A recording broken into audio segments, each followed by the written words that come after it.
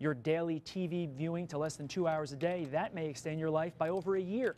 Researchers say their findings don't mean everyone with a more sedentary lifestyle will die at a younger age, but extended sitting could have an effect on your health.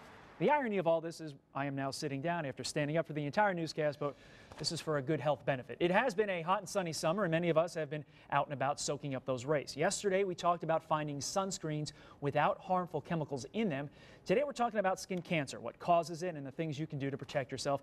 Joining us is Dr. Paul Stanislaw, facial plastic surgeon, St. Francis Hospital and Medical Center.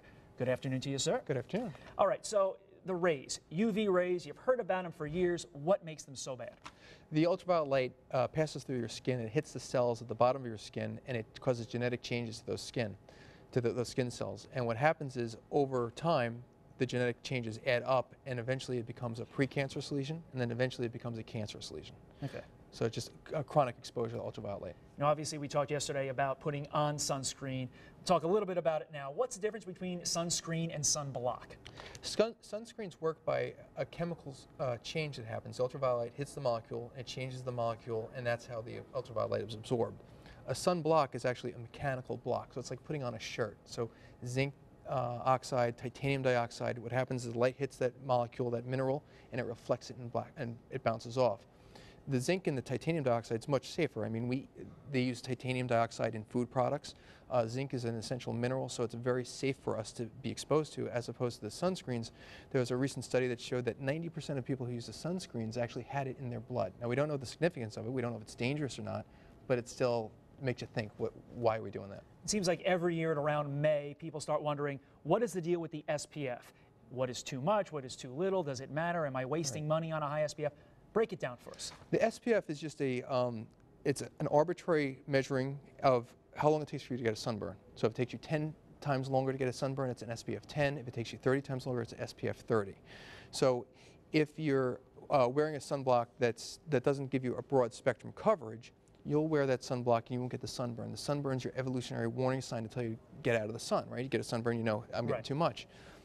You take that away from you and you stay out in the sun longer. So you're getting all the ultraviolet light that causes skin cancer and wrinkles and pigmentation, but you think that you're doing okay. So you need something that's broad spectrum, and there's no government control on what broad spectrum means. It's like light beer.